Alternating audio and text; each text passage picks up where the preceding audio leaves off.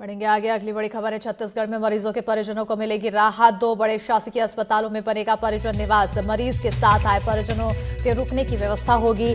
मेकाहारा अस्पताल और एम्स परिसर में बनेगा निवास। मुख्यमंत्री विष्णुदेव साय ने बड़ा ऐलान किया है।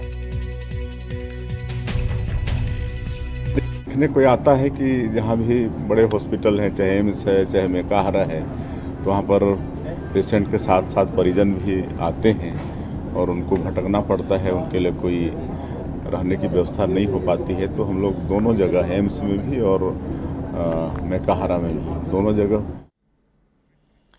तो एक बड़े यहाँ पर ऐलान किया गया है और बड़ी सुविधा देने की कोशिश की गई है। जब भी कोई मरीज पहुँचता है तो मरीज के साथ उसके परिजन होते हैं और ऐसे में अब ये परिजनों, जो मरीज के साथ परिजन पहुँच रहे हैं, उनके लिए एक बड़ा ऐलान है जिसके तहत 2 बड़े शासकीय अस्पताल में परिजन निवास बनेगा। मरीज के साथ आए परिजनों के लिए रुकने की व्यवस्था यहाँ पर की जाएगी। मेकाहारा अस्पताल और एम्स परिसर में यह निवास बनेगा। मुख्यमंत्री विष्णुदेव साय ने ऐलान किया है। ज्यादा जानकारी के साथ फोन लाइन पर सहयोगी नीलेश त्रिपाठी जुड़ चुके हैं। नीलेश, एक बड़ी घोषणा है और एक बड़ी राहत उन लोगों के लिए जो मरीज के साथ परिजन पहुंचते हैं। बिल्कुल, देखिए, लगातार इस बात की तस्वीरें भी सामने आती रहती हैं और शिकायतें भी आती हैं कि जब मरीजों को भी कई बार सुविधाओं को लेकर सवाल उठते हैं, लेकिन सही बड़ी बात ये रही है कि मरीज के परिजन के लिए क्या व्यवस्था अस्पतालों में होती है।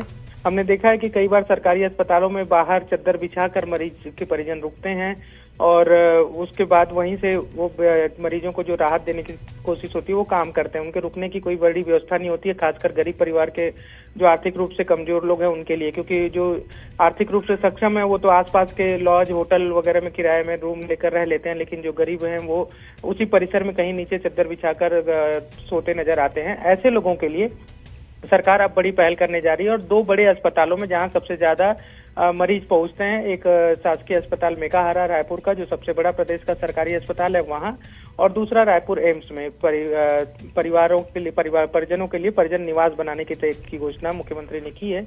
और ये जितनी जल्दी बनकर तैयार हो जाएगा उतनी जल्दी राहत जो है वो परिजनों को मिलेगी और ये बड़ी राहत के तौर पर देखी जाएगी। बिल्कुल, एक बड़ी राहत के लिए अब, क्योंकि ये ऐलान किया गया है, तो इस ऐलान के साथ अब काम कब तक शुरू हो सकता है?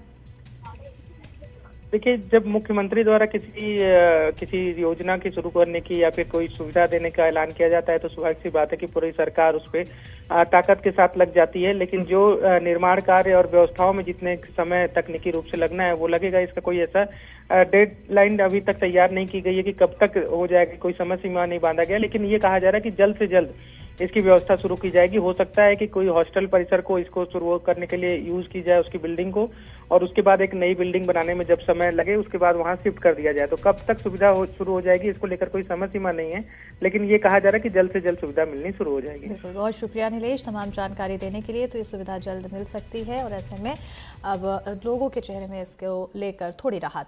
यहाँ रुकेंगे फिलहाल बहुत छोटे से ब्रेक के लिए। ब्रेक के उस पार खबरें बरकरार।